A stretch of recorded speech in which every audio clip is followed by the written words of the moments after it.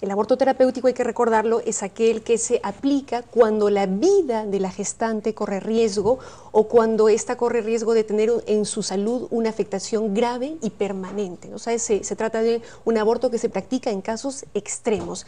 Y hace 90 años que era vigente y 90 años que estaba pendiente la aprobación de este protocolo que va a permitir de aquí en adelante estandarizar un procedimiento que ya se estaba practicando además en algunos hospitales. En la maternidad, por ejemplo. En efecto, sí. Entonces, pero lo que hacía falta era un estándar nacional que justamente precisara con absoluta claridad el procedimiento, las condiciones, los derechos, las garantías para que se pueda llevar a cabo de la mejor manera. Y creo que este protocolo logra eso. Creo que este protocolo cumple con estándares internacionales en materia de derechos humanos, en materia de derecho a la salud, exige una serie de requisitos que son bastante rigurosos. No es de ninguna manera una puerta abierta a que se realicen abortos de manera indiscriminada. Por ejemplo, Carla, se reitera, por supuesto, que solamente se aplica en casos de que la vida de la gestante o su salud corra riesgo de manera grave y permanente. Se establece que la decisión es tomada por una junta médica encabezada por un ginecobstetra, ¿no? Por supuesto, con el consentimiento informado de la gestante. Se establece, por ejemplo, que solo se podrá aplicar en establecimientos de salud a partir de la categoría 2, entre otras muchas cosas que garantizan un procedimiento, estándar y acorde a derechos. ¿Qué pasa si en ese proceso de pedir una junta médica, ¿no es cierto?, para que defina si hay o no hay, la madre o la gestante pierde conocimiento? ¿Quién vela por sus derechos? Se establece la posibilidad de que un representante legal, en caso de que la gestante esté en incapacidad de tomar la decisión, que un representante legal suyo pueda adoptarlo. Por supuesto, con el acompañamiento y toda la información científica, técnica, médica de parte de la Junta Médica. ¿Por qué antes, y usted lo ha mencionado, por qué en algunos centros de salud sí se podía brindar el aborto terapéutico sin miedo de parte de estos médicos, digamos? ¿Por qué ellos no necesitaban una herramienta judicial o jurídica que los respaldara? En realidad, Carla, la herramienta jurídica ya estaba establecida y estaba vigente desde 1924. Era perfectamente legal aplicar el aborto terapéutico en las condiciones que hemos mencionado. Sin embargo, lo preocupante, lo grave es que en muchos sitios no se aplicaba por falta de conocimiento de parte de la gestante o de su familia, por falta de conocimiento del personal médico, por temor o falta de claridad. Claro, por una parte, falta de claridad respecto al procedimiento que se debía seguir, ahora está claramente delineado y establecido, pero también, Carla, en gran medida, temor respecto a la condena pública que puede darse y que, de hecho, al parecer, como se ha un poquito anunciado en el panorama político, se va a dar de parte de algunos sectores muy conservadores. Ahora, ¿en qué medida afecta de alguna manera la decisión que se ha tomado por parte del Ejecutivo respecto a esta, digamos, a ese trabajo que ha presentado el MINSA? Porque tenemos al cardenal, al arzobispo Cipriani, diciendo que prácticamente ha sido traicionado por la pareja presidencial, ¿no? Porque le prometieron no aprobarlo y lo han aprobado. ¿Eso en qué medida puede...? A ver, Carla, las políticas públicas se deciden en el Estado, en las entidades del Estado, no en la casa de los cardenales, no en la casa de los arzobispos. Las políticas públicas se definen en función de las necesidades de la gente, más aún si se trata de políticas públicas referidas a salud, en función de una realidad social y no en función de, digamos, los antojos y las inquietudes de determinado personaje político, público o lo que fuera. ¿Por qué si estamos en un Estado laico, y se ha mencionado que es un personaje, no solamente estamos hablando de un personaje, sino un personaje que mueve a muchísima gente además, ¿no es cierto? Y que ha generado pues una gran corriente de opinión. Entonces, ¿por qué se habla de que en el Congreso se hacen lobbies por parte de los grupos conservadores para, de alguna manera, taponear algunas leyes? Y eso es lo que le voy preguntando, ¿no? Respecto a ¿en qué medida afecta la decisión tomada por el Ejecutivo respecto a este tema?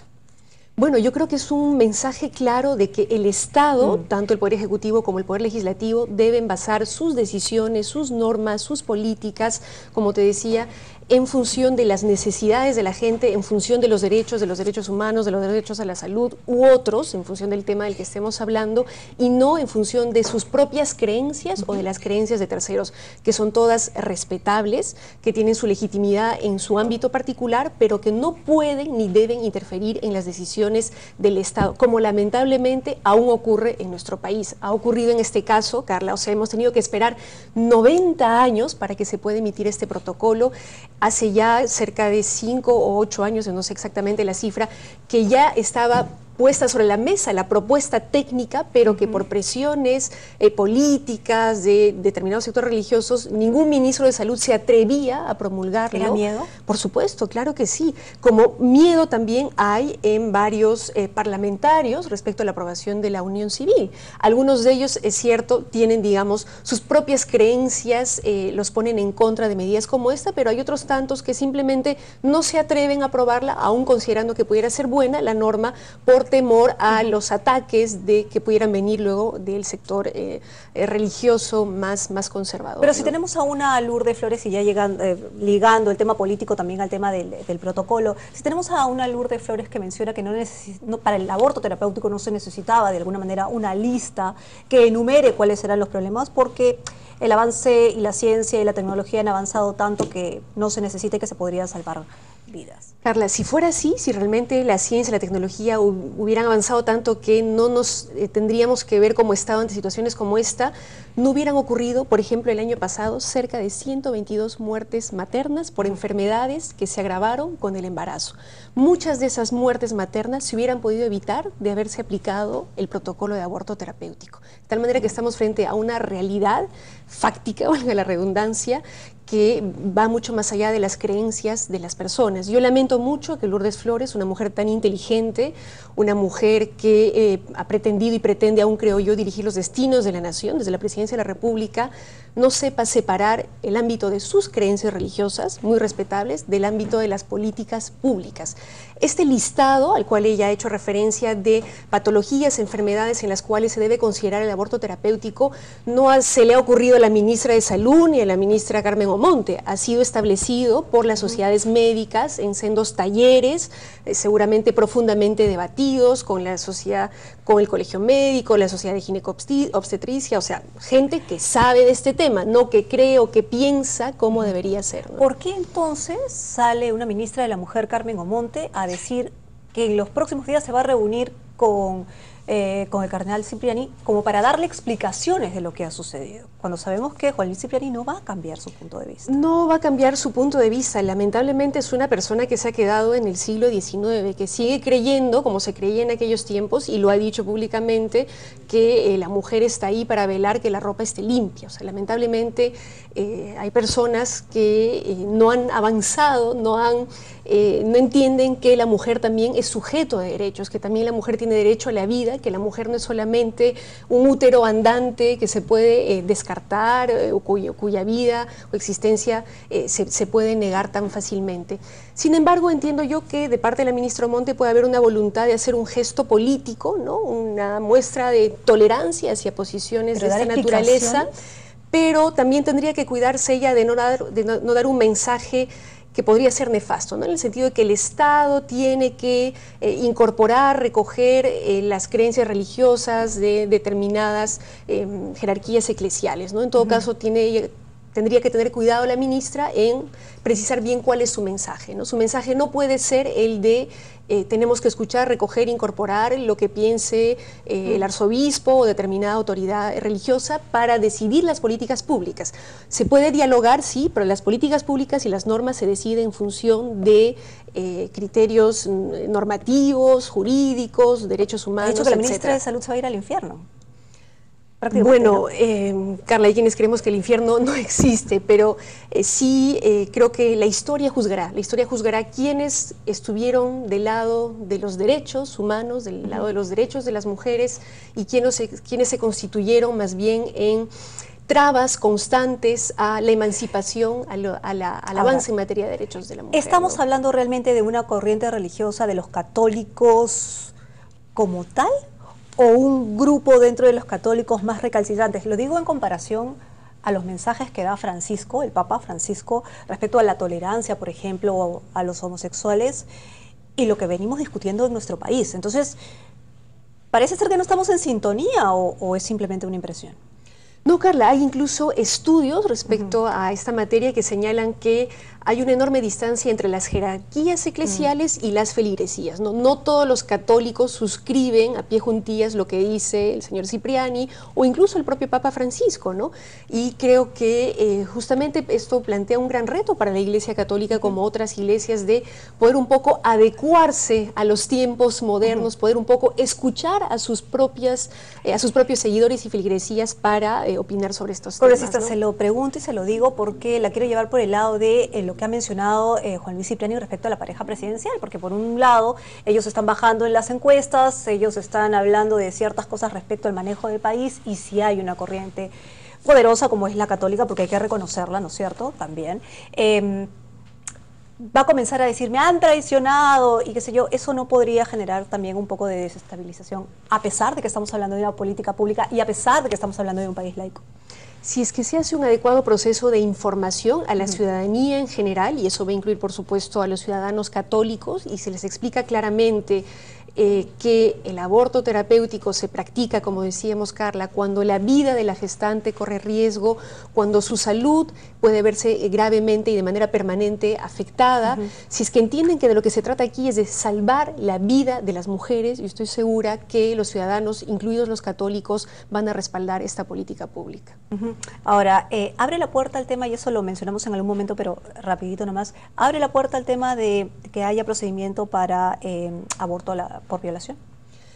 No, en términos legales no, porque no se ha aprobado nada nuevo, no se ha vuelto legal algo que era ilegal, simplemente se ha cumplido con promulgar una herramienta, ¿no?, para implementar algo que ya era legal, que ya existía desde 1924 y que además se estaba poniendo en práctica ya en varios establecimientos de salud. De tal manera que, digamos, por el momento no se abre la puerta a ningún otro avance más. Aún, Carla, cuando hay quienes consideramos que sí debiéramos abrir el debate sobre por lo menos el aborto en caso de embarazo por violación sexual. Y hay una duda que queda, y lo conversábamos también con la viceministra. ¿Qué pasa cuando una mujer, por ejemplo, está diagnosticada y tiene un mal congénito y el médico de cabecera le dice que no debe salir embarazada? Pero por más que haya avanzado la ciencia, lo que se sabe es que por lo menos los métodos anticonceptivos no son 100% seguros. ¿Qué pasa si ella sale embarazada y su salud está en riesgo?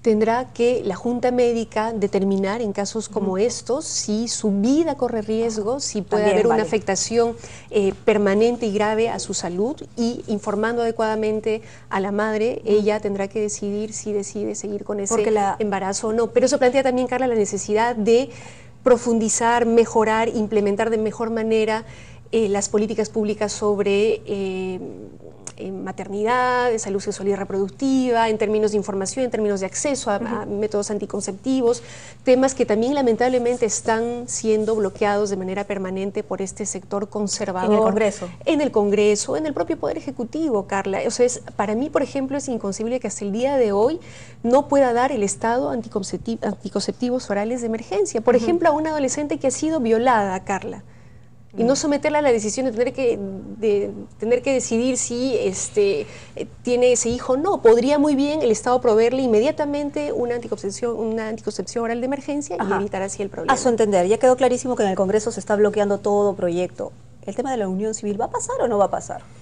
Mira, Carla, cuando recuerdo que hace un año este Congreso de la República se opuso a aprobar una norma que pudiera proteger a los homosexuales en casos de agresiones, en casos en los que se pudiera atentar contra su vida, lo que hemos llamado crímenes de odio por homofobia. Cuando recuerdo que este Congreso se opuso, realmente tengo pocas esperanzas. Pero sí, Carla, lo bueno es que en la opinión pública, en la opinión ciudadana, se ha generado una fuerte corriente favorable, una fuerte corriente en materia de reconocimiento de derechos de esta comunidad que ha sido largamente discriminada. Muy bien, congresista, muchísimas gracias por haber venido Carla, aquí en directo a hablar sobre este tema, sobre el aborto terapéutico, y vamos a seguir buscando